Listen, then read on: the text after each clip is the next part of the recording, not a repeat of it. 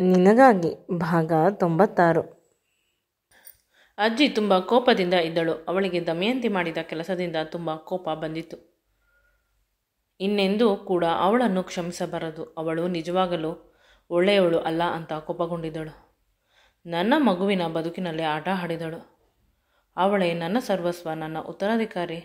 ನನ್ನ ನಂತರ ಅವಳಿಗೆ ಎಲ್ಲ ಕೊಡಬೇಕು ಅಂತ ಅಂದುಕೊಂಡಿದ್ದೆ. ಆದರೆ ಅವಳು ಈ ರೀತಿ ಮಾಡುತ್ತಿರುವುದು ನನಗೆ ತುಂಬ ನೋವಾಗುತ್ತಿದೆ. ಬದುಕಿನಲ್ಲಿ ಇಷ್ಟೊಂದು ನೋವನ್ನು ನಾನು ಎಂದೂ ತಿಂದಿಲ್ಲ ಅಂತ ಅವರು ದುಃಖ ಪಡುತ್ತಿದ್ದರು. ಅವರ ದುಃಖವನ್ನು ಯಾರ ಬಳಿಯೂ ಕೂಡ ಹೇಳಲು ಸಾಧ್ಯವಿಲ್ಲ. ಹೇಳಿದರೆ ದಮಯಂತಿಯ ಮಾನ ಮರ್ಯಾದೆ ಹೋಗುತ್ತದೆ. ಪರದಾಡುತ್ತಾ ಇದ್ದಾರೆ. ಡ್ರೈವರನ್ನು ಬಾಯಿಗೆ ಬಂದಂತೆ ಬೈಯುತ್ತಿದ್ದಾರೆ. ಅಜ್ಜಿಗೆ ವಿಕ್ರಮ್ನನ್ನು ನೆನೆಸಿಕೊಂಡು ಕರುಳು ಹಿಂಡಿದಂತೆ ಆಗುತ್ತಿದೆ. ಅವರ ಅಮ್ಮ ಚಿಕ್ಕಂದಿನಿಂದಲೂ ಪ್ರೀತಿ ಕೊಟ್ಟಿಲ್ಲ ಅವನಿಗೆ. ಕೇವಲ ವ್ಯಾವಹಾರಿಕವಾಗಿ ಅವನನ್ನು ಸಾಕಿದಳು. ಆದರೆ ಇಂದು ಒಂದು ಮುದ್ದಿನ ಹೆಂಡತಿ ಸಿಕ್ಕಿದ್ದಾಳೆ, ಅವನನ್ನು ಚೆನ್ನಾಗಿ ನೋಡಿಕೊಳ್ಳುತ್ತಾಳೆ ಅಂತ ಆಸೆಯಿಂದ ಇದ್ದೆ.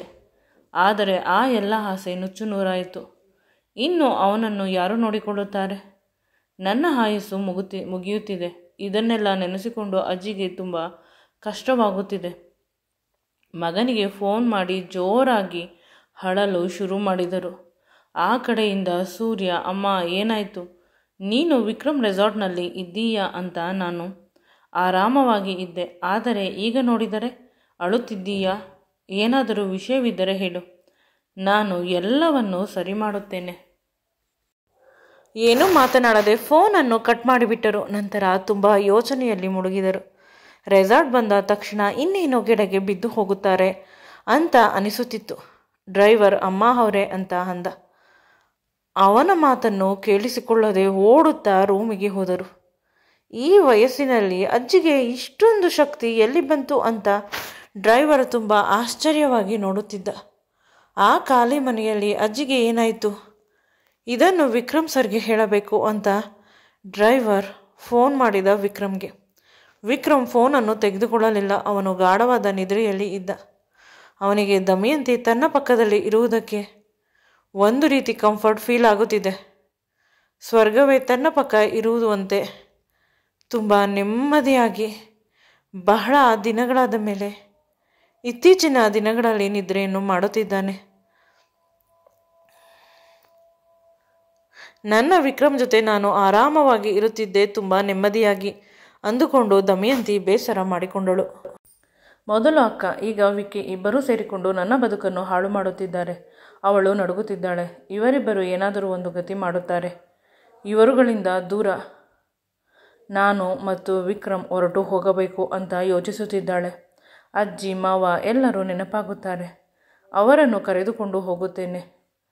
ಸರಿ ಇಲ್ಲದ ವಿಕ್ರಮ್ ಸರಿ ಹೋದ, ಬದುಕು ಸರಿ ಹೋಯಿತು ಅಂತ ಅಂದುಕೊಂಡರೆ ಉಳಿದವರು ನೆಮ್ಮದಿಯಾಗಿ ನಮ್ಮನ್ನು ಬದುಕಲು ಬಿಡುತ್ತಿಲ್ಲ.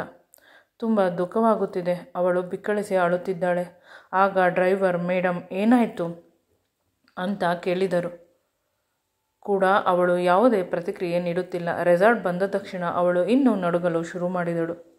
ವಿಕ್ರಮ್ ಮಲಗಿದ್ದಾರೆ. ಸರಿ, ಅಕಸ್ಮಾತ್ ಇಲ್ಲದಿದ್ದರೆ ಅವನ ಪ್ರಶ್ನೆಗೆ ನಾನು ಸುಳ್ಳು ಹೇಳಲು ಸಾಧ್ಯವಿಲ್ಲ ಅಂತ ಹೆದರಿಕೊಂಡಳು.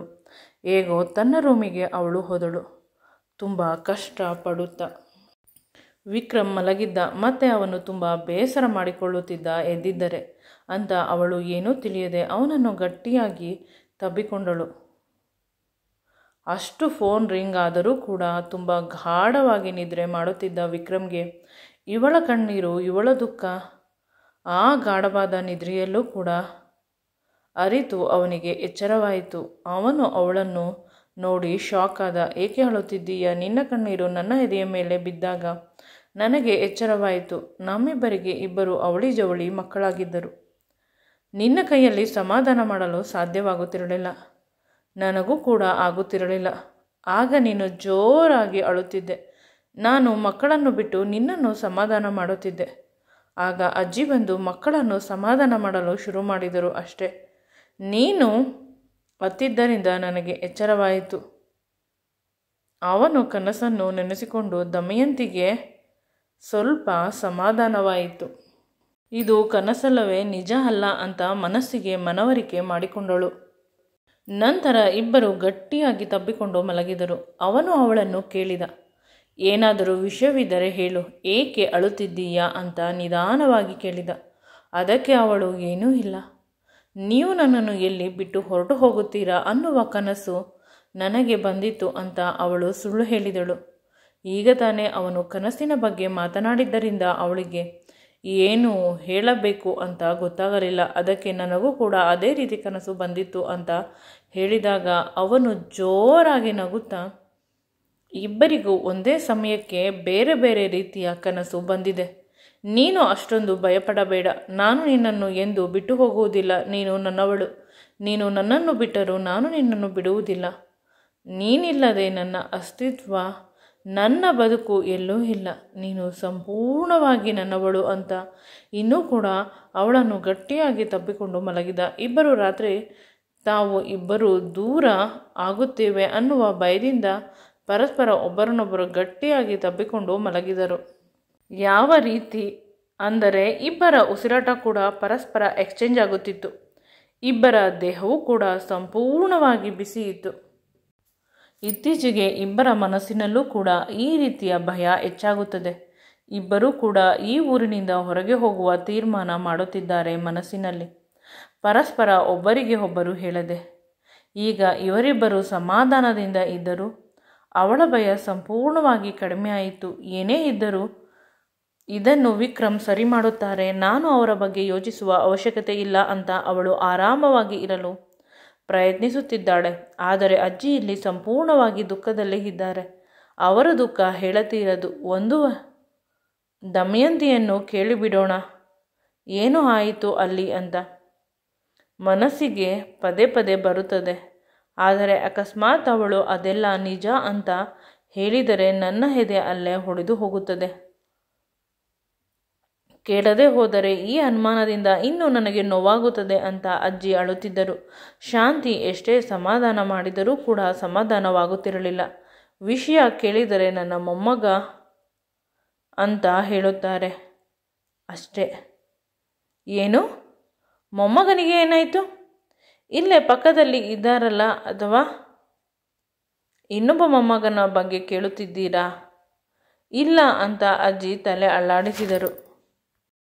ಅವಳು ಸುಮ್ಮನಾಗಿ ಬಿಟ್ಟಳು. ನಂತರ ವಿಕ್ರಮ್ಗೆ ಫೋನ್ ಮಾಡುತ್ತೇನೆ ಅಂತ ಅಜ್ಜಿಯ ಎದುರಿಗೆ ಫೋನ್ ತೆಗೆದುಕೊಂಡಾಗ ಅಜ್ಜಿ ಫೋನನ್ನು ಕಿತ್ತುಕೊಂಡಳು. ನನ್ನ ಯಾವುದೇ ವಿಷಯವನ್ನು ನೀನು ವಿಕ್ರಮ್ಗೆ ಹೇಳಬಾರದು. ಅವನು ಸುಮ್ಮನೆ ಟೆನ್ಷನ್ ಮಾಡಿಕೊಳ್ಳುತ್ತಾನೆ. ಅವನಿಗೆ ಈಗಲೇ ತುಂಬ ಸಮಸ್ಯೆ ಇದೆ ಅಂತ ಜೋರಾಗಿ ಅಳುತ್ತಾಳೆ. ಆಗ ಶಾಂತಿ ಅರ್ಥವಾಗದೆ, ವಿಕ್ರಮ್ ಸರ್ಗೆ ಯಾವುದು ದೊಡ್ಡ ಸಮಸ್ಯೆ ಇದೆ? ಅದನ್ನು ನೆನೆಸಿಕೊಂಡು ಅಜ್ಜಿ ಕಷ್ಟಪಡುತ್ತಿರುವುದು. ಏಕೆಂದರೆ ಅವರ ಸಮಸ್ಯೆಗಳಿಗೆ ಅವರು ಎಂದೂ ಕೂಡ ಚಿಂತೆ ಮಾಡುವುದಿಲ್ಲ. ಯಾವುದೇ ಚಿಂತೆ ಇದ್ದರೂ ತಮ್ಮ ಮಗ, ಪ್ರೀತಿಯ ಮೊಮ್ಮಗನ ವಿಷಯದಲ್ಲಿ ಮಾತ್ರ ಇರುತ್ತದೆ ಅನ್ನುವುದನ್ನು ಅವರು ಅರ್ಥ ಮಾಡಿಕೊಂಡರು. ಇದನ್ನು ಅವರ ಬಳಿ ಕೇಳಿ ಸರಿ ಮಾಡಬೇಕು ಅಂತ ಅಜ್ಜಿಯನ್ನು ತನ್ನ ತೊಡೆಯ ಮೇಲೆ ಮಲಗಿಸಿಕೊಂಡರು. ಸಮಾಧಾನ ಮಾಡಿದರು. ಅಳುತ್ತಾ ಅಜ್ಜಿ ನಿಧಾನವಾಗಿ ನಿದ್ರೆಗೆ ಜಾರಿದರು. ಶಾಂತಿ ಪಾಪ ಅದೇ ರೀತಿ ನಿದ್ರೆ ಮಾಡಿದಳು ಕುಳಿತುಕೊಂಡು. ಒಮ್ಮೊಮ್ಮೆ ಯಾರು ಜೊತೆಯಲ್ಲಿ ಇರುತ್ತಾರೆ ಅಂತ ಗೊತ್ತಿಲ್ಲ. ಸ್ವಂತ ಅಮ್ಮ ಕಿರಣ್ ಮತ್ತು ತಂಗಿ ವಿಕ್ರಮ್ಗೆ ಶತ್ರುವಾಗಿದ್ದಾರೆ. ಈ ಶಾಂತಿಯ ಸಂಬಂಧ ಈ ಜನ್ಮದಲ್ಲ, ಜನ್ಮ ಜನ್ಮಾಂತರದ್ದು ಅಂತ ಅನಿಸುತ್ತದೆ. ತಾಯಿಗಿಂತ ಹೆಚ್ಚಾಗಿ ಅವನನ್ನು, ಅವನ ಅಜ್ಜಿಯನ್ನು, ಆ ಮನೆಯನ್ನು ನೋಡಿಕೊಳ್ಳುತ್ತಾರೆ. ಬೆಳಿಗ್ಗೆ ಆಗುವುದರ ಒಳಗೆ ಸೂರ್ಯ ರೆಸಾರ್ಟ್ಗೆ ಬಂದ. ದಮಯಂತಿ ಆಗಲಿ ವಿಕ್ರಮ್ ಆಗಲಿ ಶಾಂತಿ ಯಾರೂ ಎದ್ದಿಲ್ಲ. ನಂತರ ಹೊರಗಿನಿಂದನೇ ಕಾಲ್ ಮಾಡಿದ. ಆಗ ಶಾಂತಿ ಎದ್ದು ಗಡಿಬಿಡಿಯಿಂದ ಅಜ್ಜಿಯನ್ನು ಹೇಳಿಸಿದಳು. ನಂತರ ಸ್ವಲ್ಪ ಆಶ್ಚರ್ಯವಾಗಿ ಎಲ್ಲರೂ ಸೂರ್ಯವನ್ನು ನೋಡುತ್ತಿದ್ದರು. ಯಾರಿಗೂ ಏನೂ ಅರ್ಥವಾಗುತ್ತಿಲ್ಲ. ಆದರೆ ಅಜ್ಜಿಗೆ ಗೊತ್ತು. ರಾತ್ರಿ ನಾನು ಅಳುತ್ತಾ ಫೋನ್ ಮಾಡಿದ್ದರಿಂದ ನನ್ನ ಮಗ ಬಂದಿದ್ದಾನೆ. ಅವನು ಬೇರೆ ಊರಿನಲ್ಲಿ ಕೆಲಸದಲ್ಲಿ ಇದ್ದ. ರಾತ್ರಿಯೆಲ್ಲ ಜರ್ನಿ ಮಾಡಿಕೊಂಡು ಬಂದರೆ ಇಷ್ಟೊತ್ತು ಆಗುತ್ತದೆ. ನನ್ನ ಕಣ್ಣೀರಿಗೆ ನನ್ನ ಮಗ ಬಹಳ ದೂರದಿಂದ ಬಂದಿದ್ದಾನೆ. ಈಗ ಅವನ ಬಳಿ ನಾನು ಏನು ಹೇಳಲಿ? ವಿಕ್ರಮ್ ಮತ್ತು ದಮಯಂತಿ ಆಶ್ಚರ್ಯದಿಂದ ಇದ್ದಾರೆ. ಯಾರಿಗೂ ಏನೂ ಅರ್ಥವಾಗುತ್ತಿಲ್ಲ. ಆಗ ಗೊತ್ತಾಯಿತು ಸೂರ್ಯನಿಗೆ ಯಾರಿಗೂ ಯಾವ ವಿಷಯವೂ ಗೊತ್ತಿಲ್ಲ ಅಂತ. ಪ್ರತಿಯೊಬ್ಬರ ಮುಖವನ್ನು ನೋಡಿ ಆಗ ಅಲ್ಲಿ ಇದ್ದ ಅವರ ಪ್ರೈವೇಟ್ ರೂಮ್ಗೆ ಕರೆದುಕೊಂಡು ಹೋದ ಎಲ್ಲರನ್ನು. ರಾತ್ರಿ ಅಮ್ಮ ಅಂತ ಹೇಳಲು ಹೋದ. ಆಗ ಸೂರ್ಯ ಆ ವಿಷಯ ಈಗ ಏಕೆ, ಎಲ್ಲರೂ ಫ್ರೆಶ್ ಆಗಿ ಬರಲಿ, ಟಿಫನ್ ಮಾಡಿ ಮನೆಗೆ ಹೋಗೋಣ ಅಂತ ಹೇಳುತ್ತಿದ್ದರು. ಆಗ ವಿಕ್ರಮ್ ಮತ್ತು ದಮಯಂತಿ ಏನು ವಿಷಯ ಅಂತ ಪದೇ ಪದೇ ಸೂರ್ಯನ ಬಳಿ ಕೇಳಿದಾಗ ಸೂರ್ಯ ಸತ್ಯ ಹೇಳಲೇಬೇಕಾಯಿತು. ಆಗ ಅಲ್ಲಿ ಇದ್ದ ಎಲ್ಲರಿಗೂ ಒಂದು ವಿಷಯ ಅರ್ಥವಾಯಿತು, ಅಜ್ಜಿಯ ವಿಷಯ ಅಂತ. ಶಾಂತಿಗೆ ರಾತ್ರಿ ಆಗಿರುವ ವಿಷಯ ನೆನಪಿಗೆ ಬಂತು. ಇಂದು ಸೂರ್ಯ ಹೇಳುತ್ತಿರುವ ವಿಷಯ ಎರಡಕ್ಕೂ ಸಂಬಂಧವಿದೆ ಅಂತ ಅನಿಸಿತು. ವಿಕ್ರಮ್ ಮತ್ತು ದಮಯಂತಿ ಅಜ್ಜಿಯ ಮುಖ ನೋಡಿ ಅರ್ಥ ಮಾಡಿಕೊಂಡರು. ಆದರೆ ಇಂದು ಯಾವ ಪ್ರತಿಕ್ರಿಯೆಯೂ ಇಲ್ಲ. ಅಜ್ಜಿ, ಸೂರ್ಯ ನನಗೆ ದುಃಖವಾಯಿತು, ಅದಕ್ಕೆ ಫೋನ್ ಮಾಡಿದ್ದೆ. ಅದನ್ನು ನೀನು ಎಲ್ಲರ ಬಳಿ ಹೇಗೆ ಹೇಳುತ್ತಿದ್ದೀಯಾ? ಏಕೆಂದರೆ ನಿನ್ನ ಬಳಿ ಕೇಳಿದರೆ ನೀನು ಉತ್ತರ ಕೊಡುವುದಿಲ್ಲ. ಚಿಕ್ಕಂದಿನಿಂದ ನೋಡಿದ್ದೇನೆ ವಿಷಯ. ಅದು ಏನೂ ಹೇಳದೆ ಅಜ್ಜಿ ಬಾತ್ರೂಮ್ಗೆ ಹೊರಟು ಹೋದರು. ಆಗ ವಿಕ್ರಮ್ ಹೇಳಿದ, ಅಪ್ಪ, ನಾನು ನಿಧಾನವಾಗಿ ಅಜ್ಜಿ ಬಳಿ ಈ ವಿಷಯದ ಬಗ್ಗೆ ಚರ್ಚೆ ಮಾಡುತ್ತೇನೆ. ನೀನು ಬಲವಂತದಿಂದ ಯಾವುದೇ ವಿಷಯವನ್ನು ಕೇಳಬೇಡ. ಮುಂದೆ ಒಂದು ದಿನ ಅಮ್ಮನ ವಿಷಯದಲ್ಲಿ ತೊಂದರೆಯಾಗಿತ್ತು. ಆಗ ಅಜ್ಜಿ ತಿಂಗಳುಗಟ್ಟಲೆ ನಮಗೆ ಸಿಗಲಿಲ್ಲ. ತೀರ್ಥಕ್ಷೇತ್ರಕ್ಕೆ ಹೊರಟು ಹೋಗಿದ್ದರು. ಪ್ಲೀಸ್ ಅಜ್ಜಿಯನ್ನು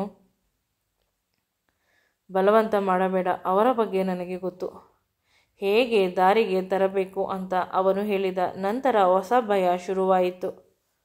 ದಮಯಂತಿಗೆ ಏನಾದರೂ ನನ್ನ ವಿಷಯ ಗೊತ್ತಾಗಿರಬಹುದು ಅಂತ. ವಿಕ್ರಮ್, ಏನು ಯೋಚನೆ ಮಾಡುತ್ತಿದ್ದೀಯಾ ಅಂತ ಅವಳ ಬಳಿ ಕೇಳಿದ. ಆಗ ಅವಳು ವಾಸ್ತವಕ್ಕೆ ಬಂದಳು. ಎಲ್ಲರೂ ಫ್ರೆಶ್ ಆಗಿ ಅಲ್ಲೇ ಟಿಫನ್ ಮಾಡಿದರು. ಆದರೆ ಪ್ರತಿಯೊಬ್ಬರೂ ಕೂಡ ಮೌನವಾಗಿದ್ದರು. ದಮಯಂತಿ ತುಂಬ ಸೀರಿಯಸ್ ಆಗಿರುವುದನ್ನು ನೋಡಿ ವಿಕ್ರಮ್ ಕೂಡ ಸೈಲೆಂಟ್ ಆದ. ಅವಳು ಯಾವಾಗಲೂ ಸೀರಿಯಸ್ ಆಗಿರುವುದಿಲ್ಲ. ಇಂದು ಇಷ್ಟೊಂದು ಮೌನವಾಗಿ ಇದ್ದಾಳೆ ಅಂದರೆ ನಾನು ಅವಳನ್ನು ಏನು ಮಾಡಿದರೂ ಕೂಡ ಅವಳು ಈಗ ಅಳುತ್ತಾಳೆ. ನಂತರ ಕಾರಿನಲ್ಲಿ ಅವನು ಡ್ರೈವಿಂಗ್ ಸೀಟ್ನಲ್ಲಿ ಕುಳಿತ. ಅವಳನ್ನು ಕರೆಯುತ್ತಿದ್ದ. ಅವನ ಪಕ್ಕ ಕುಳಿತುಕೊಳ್ಳಲು ಅವಳು ಹೋಗಬೇಕು. ಅಷ್ಟರಲ್ಲಿ ಅಜ್ಜಿ ಹೋಗಿ ಅವನ ಪಕ್ಕ ಕುಳಿತುಕೊಂಡಳು. ಏನಾಯಿತು ಅಂತ ಕೇಳುತ್ತಿದ್ದಳು. ಆಗ ಏನೂ ಇಲ್ಲ ಅಜ್ಜಿ ಅಂತ ವಿಕ್ರಮ್ ಹೇಳಿದ. ದಮಯಂತಿ ಹಿಂದೆ ಶಾಂತಿಯ ಜೊತೆ ಕುಳಿತುಕೊಂಡಳು. ಅವಳಿಗೆ ಕೂಡ ವಿಷಯ ಅರ್ಥವಾಗುತ್ತಿಲ್ಲ. ಆದರೂ ಕೂಡ ಮನಸ್ಸಿನಲ್ಲಿ ಅವಳಿಗೆ ಭಯ ಇದ್ದೇ ಇರುತ್ತದೆ. ಏಕೆಂದರೆ ತಪ್ಪು ಮಾಡಿರುವವರಿಗೆ ಯಾವಾಗಲೂ ಭಯವಿರುತ್ತದೆ ಅಲ್ಲವೇ? ಅದೇ ರೀತಿ ಸೂರ್ಯ ವಿಕ್ರಮ್ಗೆ, ನೀನು ಅವರನ್ನೆಲ್ಲ ಕರೆದುಕೊಂಡು ಬಾ, ನಾನು ಮನೆಗೆ ಹೋಗಿರುತ್ತೇನೆ ಅಂತ ಹೇಳಿದ್ದ. ಮನೆಗೆ ಹೋಗಲು ವಿಕ್ರಮ್ಗೆ ಸ್ವಲ್ಪ ಕೂಡ ಇಷ್ಟವಿಲ್ಲ. ಏಕೆಂದರೆ ಅವನಿಗೆ ಕಿರಣ್ ಎಂದರೆ ತುಂಬ ಇಷ್ಟ. ಅವನು ದಮಯಂತಿಯ ಬಗ್ಗೆ ಕೆಟ್ಟದಾಗಿ ಮಾತನಾಡುತ್ತಾನೆ. ನಾನು ಏನು ಮಾಡಲು ಸಾಧ್ಯವಿಲ್ಲ. ಅವನನ್ನು ಬೈಯಲು ಇಷ್ಟವಿಲ್ಲ. ದಮಯಂತಿಯ ಬಗ್ಗೆ ಕೆಟ್ಟದು ಕೇಳಲು ಇಷ್ಟವಿಲ್ಲ. ಕಾರಿನಲ್ಲಿ ಸಂಪೂರ್ಣವಾಗಿ ಮೌನ. ಯಾವಾಗಲೂ ತುಂಬ ಮಾತನಾಡುತ್ತಿದ್ದ ಅಜ್ಜಿ ಕೂಡ ಇಂದು ಮೌನವಾಗಿದ್ದಾಳೆ. ಅಜ್ಜಿ ಮೌನವಾಗಿರುವುದನ್ನು ನೋಡಿ ಶಾಂತಿ ಮತ್ತು ದಮಯಂತಿ ಇಬ್ಬರೂ ಕೂಡ ಮೌನವಾಗಿದ್ದಾರೆ. ವಿಕ್ರಮ್ ಆಗ ತಮಾಷೆಯಾಗಿ ಏನೇನೋ ಮಾತನಾಡುತ್ತಿದ್ದ. ಕೇವಲ ಶಾಂತಿ ಮಾತ್ರ ಅವನ ಜೋಕೆ ನಗುತ್ತಿದ್ದರು. ಇವರು ಕೂಡ ಸೀರಿಯಸ್ ಆಗಿದ್ದರು. ಆಗ ವಿಕ್ರಮ್ ಹೇಳುತ್ತಾನೆ, ಅಜ್ಜಿಯ ಸಮಸ್ಯೆ ನನಗೆ ಅರ್ಥವಾಯಿತು. ಅಜ್ಜಿಯ ಸಮಸ್ಯೆ ದಮಯಂತಿಯ ಜೊತೆ ಸೇರಿದೆ ಅಂತ ಹೇಳಿದ. ತಕ್ಷಣ ದಮಯಂತಿಗೆ ಎದೆ ಹೊಡೆದು ಹೋಯಿತು. ಅಜ್ಜಿ ಆಶ್ಚರ್ಯವಾಗಿ ವಿಕ್ರಮ್ನನ್ನೇ ನೋಡುತ್ತಿದ್ದಾಳೆ. ಅವನಿಗೆ ಹೇಗೆ ಇಷ್ಟು ಬೇಗ ತಿಳಿದು ಬಿಟ್ಟಿತು ಅಂತ.